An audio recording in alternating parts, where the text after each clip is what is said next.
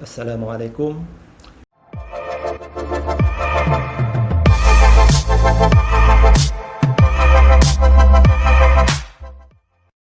Alhamdulillah, mahasiswa IPT yang dimuliakan sekalian, dengan rahmat dan perkenan Allah Subhanahu Wa Taala, bertemu lagi kita dalam siri ke-14 Goal Forever hari ini. Dalam Goal Forever siri ke-13 sebelum ini dibincangkan tentang pendapatan. Justru seseorang boleh ada kedua-dua kategori, pendapatan aktif dan pendapatan pasif.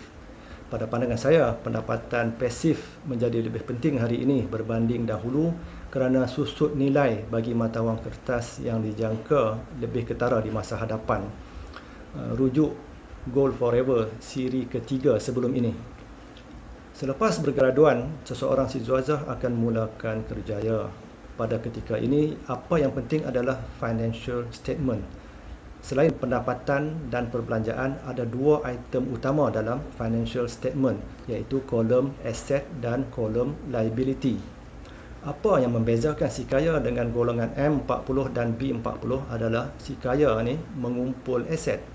Mereka berusaha tingkatkan pendapatan, kurangkan perbelanjaan. Lebihan pendapatan itu mereka beli aset. Manakala golongan lain kumpul liability yang mereka sangka aset. Saya beri contoh. Liability, kereta dan rumah sendiri, set kayu golf dan sebagainya. Bila kita tanya banker akan kata semuanya ini aset. Apa yang mereka tidak beritahu adalah ianya aset bagi bank, bukan bagi kita. Dan golongan M40 merupakan yang paling banyak berhutang berdasarkan kemampuan kewangan mereka berbanding B40. Wang lebih, hutang pun lebih. Secara tak langsung ini membantu meningkatkan ekonomi negara menerusi hutang-hutang yang mereka ambil daripada institusi perbankan dan kewangan yang ada. Hutang kereta, hutang rumah, hutang kahwin, peribadi dan sebagainya. Oleh sebab itu, golongan M40 merupakan antara penyumbang penting ekonomi sesebuah negara.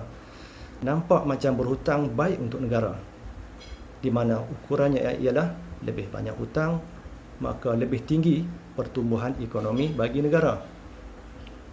Baik, sekarang kita lihat kepada pakej rangsangan ekonomi yang banyak diperkatakan disebabkan oleh krisis virus corona hari ini. Saya dapati ramai faham bahawa kita ada kekayaan yang banyak, macam ada tabung, boleh ambil sedikit. Sebelum ini juga telah berlaku salah faham kerana ramai percaya boleh bayar hutang negara, kumpul duit seorang sikit dan pergi bayar.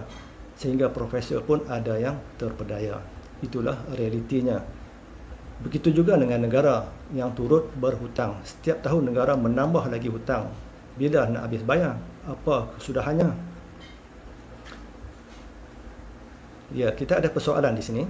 Dari mana datangnya wang sebesar itu bagi pakej rangsangan ekonomi?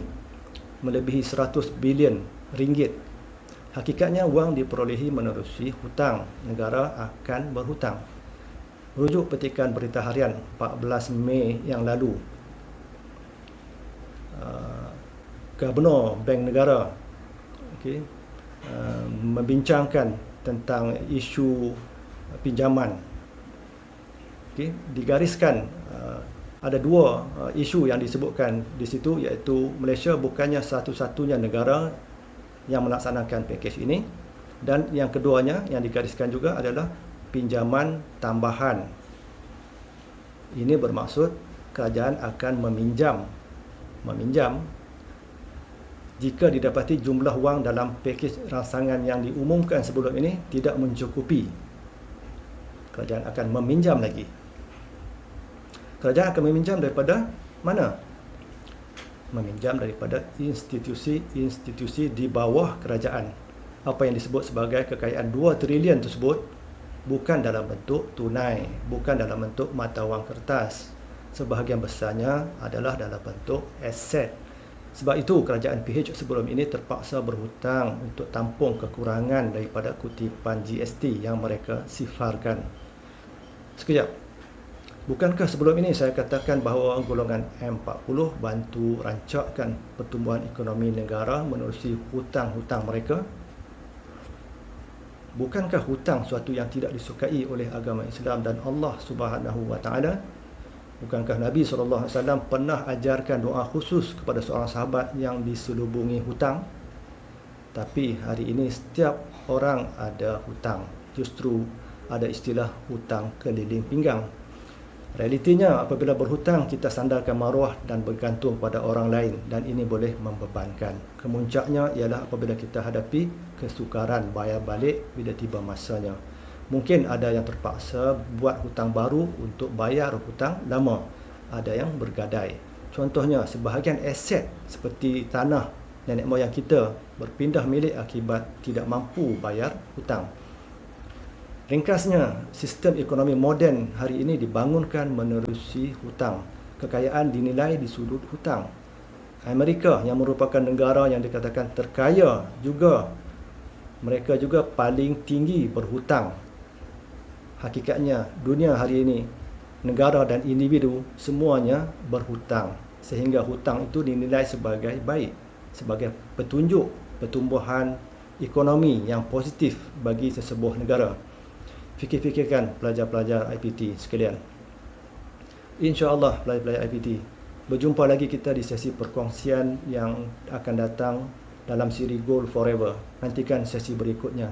Assalamualaikum warahmatullahi wabarakatuh.